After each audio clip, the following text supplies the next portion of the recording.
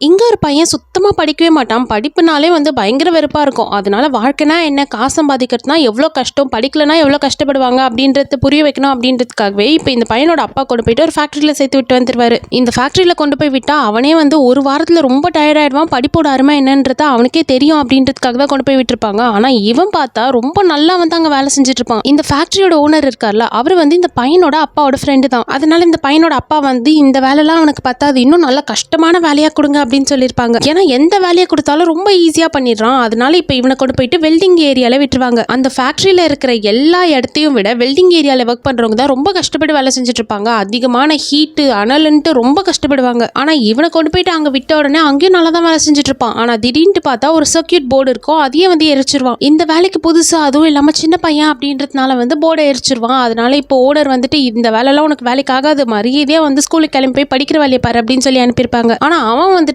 என்ன ஆனாலும் சரி, எவ்வளோ கஷ்டமா இருந்தாலும் சரி, நான் இந்த வேலையை இன்னும் ஒரு வாரத்துல கத்துக்கிட்டு காட்டுறேன், ஆனா நான் ஸ்கூலுக்கு மட்டும் போக மாட்டேன் அப்படின்னு சொல்லியிருப்பான். சரி, அவரும் ஒரு சான்ஸ் கொடுப்பாரு. பார்த்தா ஒரு வாரத்திலே அங்க இருக்கிற எல்லாரை விட ரொம்ப சூப்பராகவே கத்துக்கிறான். அவங்க அப்பாவுக்கு ரொம்ப கோவமா வருது. என்ன பண்ணாலும் படிக்கிறது தவிர வேற எல்லாத்தையும் பண்ணிடுறானே, இன்னும் நல்ல கஷ்டமான வேலையா கொடுங்க அப்படின்னு தான் சொல்லிட்டு இருப்பாரு. ஒரு வாரத்துல வெல்டிங் வேலையை கத்துக்கிட்டது மட்டும் இல்லாம அங்க இருக்கிற அட்மின் வேலையும் சேர்த்து பண்ணிக்கிட்டு இருப்பான். அதோட மட்டும் இல்லாம அந்த ஃபேக்டரியில இருக்கிற ஒரு சிஸ்டமும் கிராஷ் ஆகியிருக்கும். கிராஷ் ஆன சிஸ்டமே ரொம்ப ஈஸியாவே சால்வ் பண்ணிடுவான். அந்த ஃபேக்டரியோட ஓனருக்கு இவனை ரொம்ப பிடிச்சிருக்கு. எந்த ஃபீல்ட விட்டாலும் சூப்பரா வேலை செய்யறான். இந்த மாதிரி ஆளுங்களை கண்டிப்பா என்னால விடவே முடியாது அப்படின்னு சொல்வாரு. அதனால அந்த பையனோட அப்பா கிட்ட கால் பண்ணிட்டு, உன் பையனுக்கு படிப்பு சுத்தமா வரல, அவனுக்கு பிடிக்கலன்றான், ஆனா அதை தவிர அவனுக்கு எல்லாமே ரொம்ப நல்லா வருது, அவனோட டேலண்ட்டை வேஸ்ட் பண்ணாத அப்படின்னு சொல்லியிருப்பாரு. அதுக்கேற்ற மாதிரி இப்ப இவனும் ஸ்கூலுக்கு போய் படிக்கிறது மட்டும்தான் கஷ்டம், அதை தவிர மற்ற எல்லாமே ஈஸி, எதை கொடுத்தாலும் ஈஸியா பண்ணிடுவான்.